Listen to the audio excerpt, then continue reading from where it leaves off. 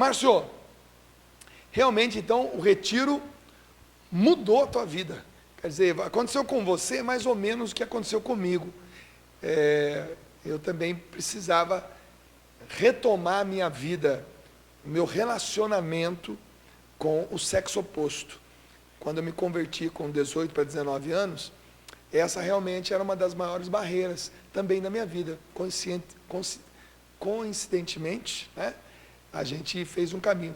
Que eu também saí das drogas, tive que vencer a maconha, tive que vencer a bebida, mas principalmente eu tive que vencer também essa afetividade, essa sexualidade que estava desregrada também na minha vida.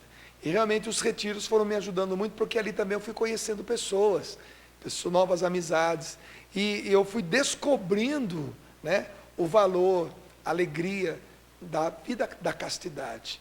Que castidade, meu irmão, você que está me vendo agora, não é simplesmente o não uso do órgão genital. Não é só isso não.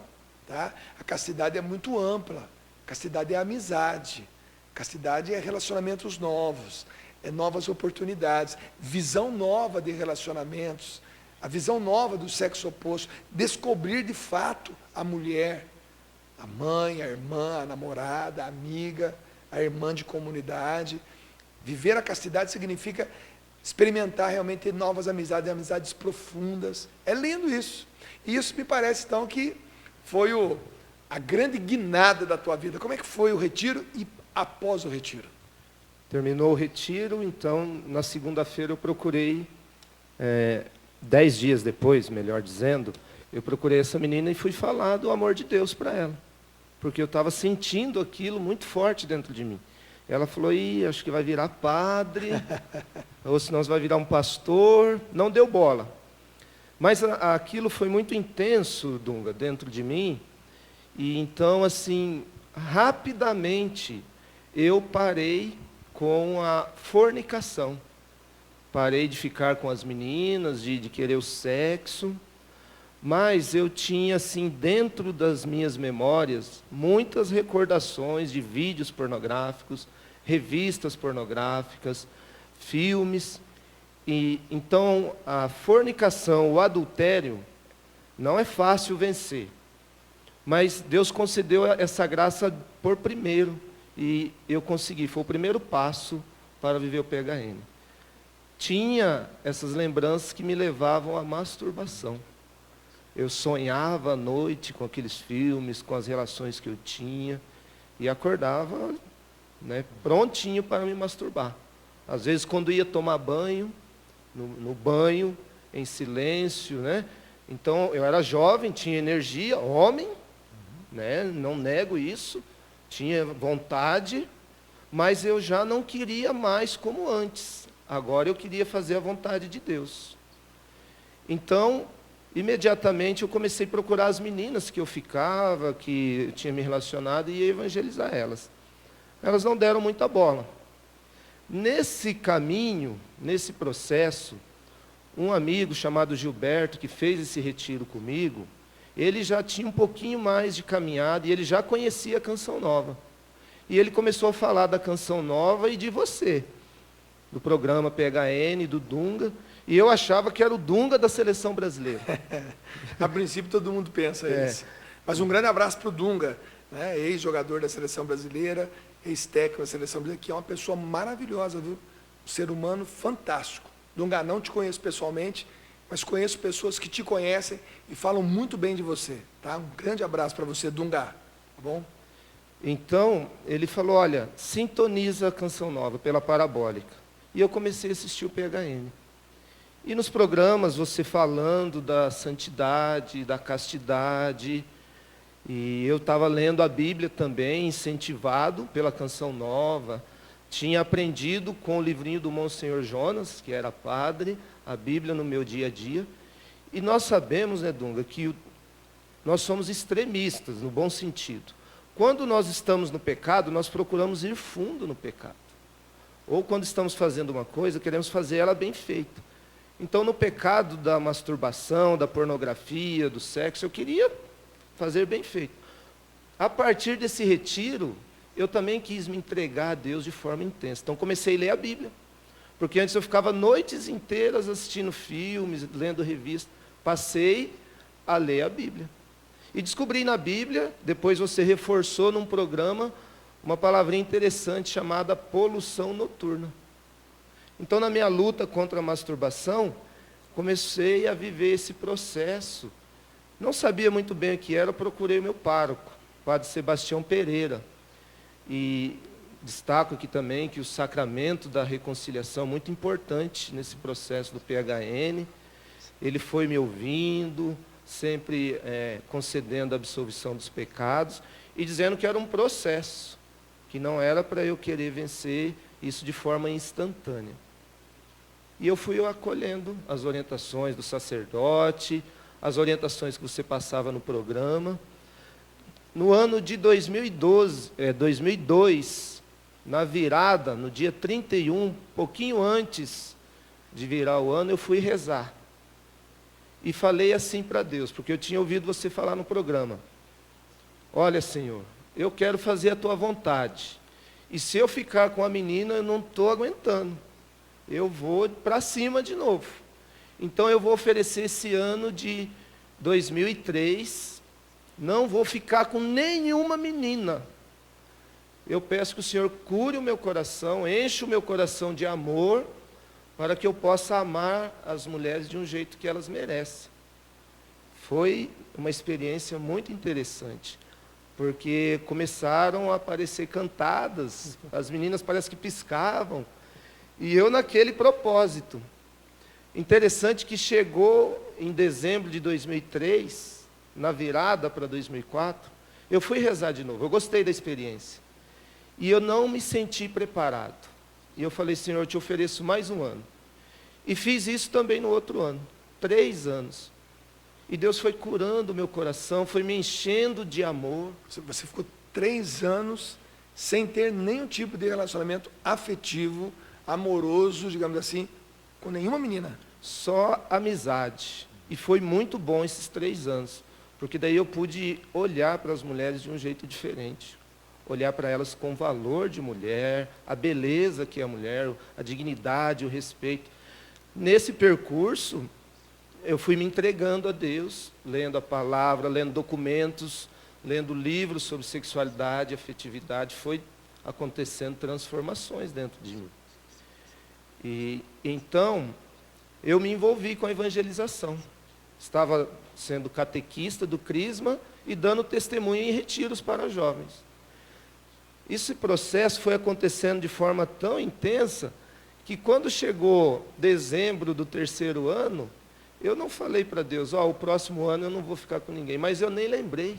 Era como se eu estivesse curado. Eu só pensava em evangelizar, falar do amor de Deus. Nesse processo eu fiquei 6 anos sem namorar, sem beijar na boca. Me recordo que uma vez você disse num testemunho também, que a boca ficou cheia de teia de aranha. Igual do Munhá, desenho. A minha deve ter ficado também, viu, Dunga? 6 anos, né? Então, envolvido com a evangelização. E para vencer a masturbação, eu aprendi, lendo um livro de psicologia, uma palavra chamada sublimação. Quando a gente está com uma vontade intensa de fazer alguma coisa e não podemos, a gente tem que distrair o pensamento. Então, naquelas tentações que eu tinha de madrugada, no banho, eu comecei a fazer abdominal, flexão, fazia alguma coisa. Correr, fazer um exercício físico para distrair aquela vontade, distrair o pensamento. Isso me ajudou muito. Extravasou a energia de outra forma. Exatamente, isso me ajudou muito durante várias noites. Quando eu caía, eu ia confessar, né? O sacerdote me acolhia muito bem e dizia, é um processo, é uma luta, não desista, continue. Deixa eu só fazer um parênteses aí, porque às vezes a pessoa que está nos vendo agora na televisão, ela fala, pô, esses dois são 2 babaca. Ou então esse Dunga é o xarope, né? Porque fico falando que o rapaz não pode se masturbar, isso é coisa de jovem. Não, eu sei que, não é que eu estou dizendo que isso não seja coisa de jovem. Eu estou dizendo para você que não é o jeito certo de você usar o seu pênis, o seu órgão genital masculino, ou você mulher, o seu órgão genital feminino. Você não precisa entrar nessa vereda, nessa caminhada, que vai se tornar um vício, para você obter prazer no seu corpo. Existe uma maneira equilibrada de você chegar a isso. Existe uma maneira sadia e muito sadia de você dar ao seu corpo uma atividade que o satisfaça, como, por exemplo, praticar esporte, dormir bem, comer de maneira correta, se arrumar, gostar de si, ter boas amizades, que você vai pegando esse seu corpo, que um dia vai ser usado de uma maneira muito bonita, sexualmente, com a tua esposa ou com o teu esposo. E também, hoje eu tenho 48 anos, estou casado há 25 anos, sou missionário há 21 anos. Então você deve imaginar a quantidade de pessoas que nós atendemos, desde jovens às drogas, jovens que estão no homossexualismo, que querem sair, que nos procuram, casais com dificuldades no seu relacionamento. E o que eu atendo de homens viciados em pornografia e masturbação, que se satisfazem muito mais na masturbação do que no relacionamento sexual com a esposa. O que eu atendo de pessoas que estão com um casamento em frangalhos, estão praticamente se separando, porque o marido não consegue ter prazer com a esposa. Antes ele precisa ir ao banheiro com uma revista pornográfica, vendo fotos de outras mulheres, se masturbar. E o que sobra daquela energia, ele vai para a cama e dá o restinho para a esposa. A esposa sabe do vício do marido, sabe da dificuldade. Isso vai gerando dentro daquele casal sabe, vai emperrando a coisa, emperrando a ponto de querer se separar, de irritar-se, de brigar, de chegar às vias de fato, mediante ao tamanho da irritação. Não estou falando de um, de dois, não, estou falando de muita gente. E onde começou tudo isso? Lá na juventude. Quando ele não se dispôs a dar um basta, a equilibrar o seu próprio corpo, a entender que a masturbação pode fazer parte de um período da vida, quando a gente está se descobrindo, quando a gente está com muita energia, muita coisa acumulada, e de repente não somos evangelizados ainda, não fomos preparados, não fomos educados pelos nossos pais, e vamos para a masturbação. Mas você há de convir comigo que não pode isso ser normal na tua vida. Pode ser comum. É comum acontecer isso comigo. Na minha infância, eu também, na minha adolescência, na minha juventude, eu também me masturbei. Mas cedo também percebi que não seria esse o caminho, que eu poderia dar ao meu corpo uma dignidade maior, um preparo maior, um equilíbrio maior, que refletiu hoje no meu casamento, que reflete hoje na minha vida sexual ativa. Então tem muita gente que olha para nós dois aqui, para o Márcio e para o Dugan, não, esses dois são dois ETs, né? Não deve ser chegado mais, né? Não é isso não, meu irmão. Existe o equilíbrio. E se você está no vício da masturbação, eu peço a você, repensa, procura ajuda. Tem muita gente equilibrada que quer te ajudar, e isso vai prejudicar o teu casamento um dia, tá? Pensa nisso, e se você está nessa situação, quer procurar a gente para bater um papo, procura, você sabe o endereço da Canção Nova, a gente está aqui para te ajudar, tá bom? E hoje o Márcio tem 31 anos de idade, é casado, uma vida maravilhosa, a gente conversava antes, mas para chegar nisso teve que fazer todo esse caminho. Quer dizer, essa busca do equilíbrio, ficou 6 anos sem abraçar, beijar na boca, enfim. Qual foi o resultado disso tudo para você? O resultado foi que eu me enchi do verdadeiro amor de Deus. Era carente, precisava se sentir amado. Então, a timidez foi indo embora? Foi indo embora. E eu, porque era carente, porque precisava desse amor, eu saía procurando em todo mundo. Então Deus foi me enchendo desse amor, foi olhando para as mulheres diferentes, admirando elas, percebendo a beleza que é a mulher, né? Então, e também conhecendo a vida dos santos, lendo a vida de santos, foram vários fatores que me ajudaram nesse processo. O PHN desperta um desejo muito grande de nós queremos viver o nosso batismo, e o batismo nos torna santos. Então eu comecei a ler a história dos santos, seguir esses modelos. E claro, como muitos jovens que estão nos vendo agora, um dos santos que mais encanta é São Francisco de Assis. Aliás, o PHN é consagrado a São Francisco e a Santa Clara, desde o comecinho do PHN, né, nas minhas orações, no início da implantação dessa inspiração, nós já nos consagramos, entregamos todos esses 15 anos que já vivemos de PHN nas mãos de São Francisco de Assis e Santa Clara de Assis. E todos os dias eu peço essa intercessão para nós, do programa, a equipe, os músicos, a vocês. Bacana, você foi descobrindo esse valor na tua vida.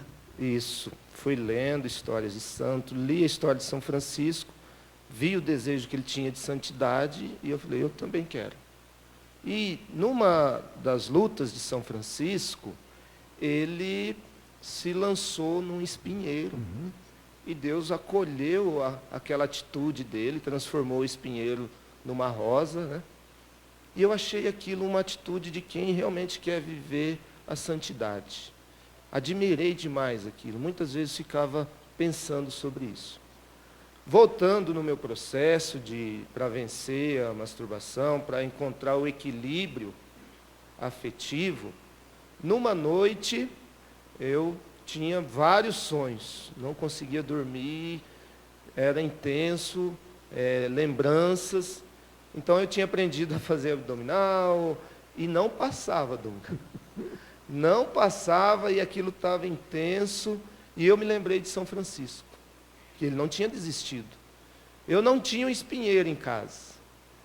E também, lendo a palavra de Deus, muito claro que o reino dos céus é dos violentos. Para ser santo, a gente tem que fazer violência. Não pegar na espada e matar, não dar soco em ninguém, não é esse tipo de violência. Mas a violência contra o pecado, não contra o pecador, como você fala. Então, eu lembrei de São Francisco e falei, eu vou fazer Alguma coisa. Alguma coisa.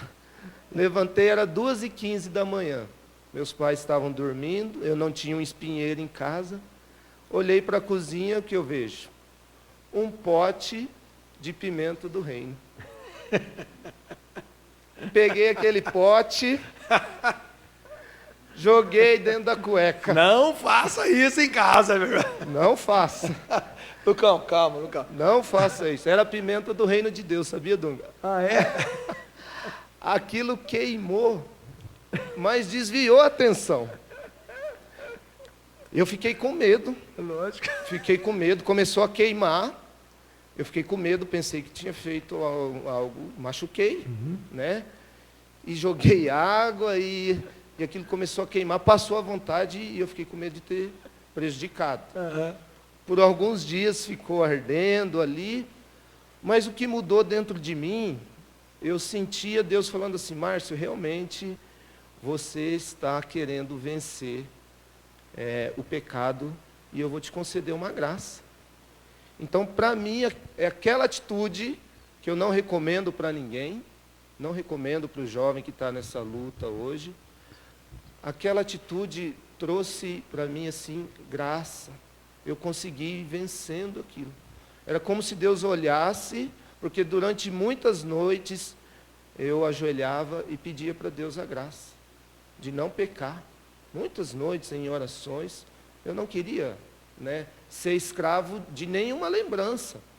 Queria viver a minha juventude de forma livre, com Deus agora. E aquela atitude era como se Deus olhasse e dissesse assim, Márcio, você realmente quer isso? Então eu concedo a graça para você. Então foi um marco. Aquilo foi um marco. Eu fico assim, São Francisco, aliás, São Dom Bosco, disse assim, basta que sejas jovem para que eu vos ame. É coisa de jovem, gente. Você já fez loucura quando jovem? Claro que sim. Eu já fiz muita loucura, você já fez muita loucura.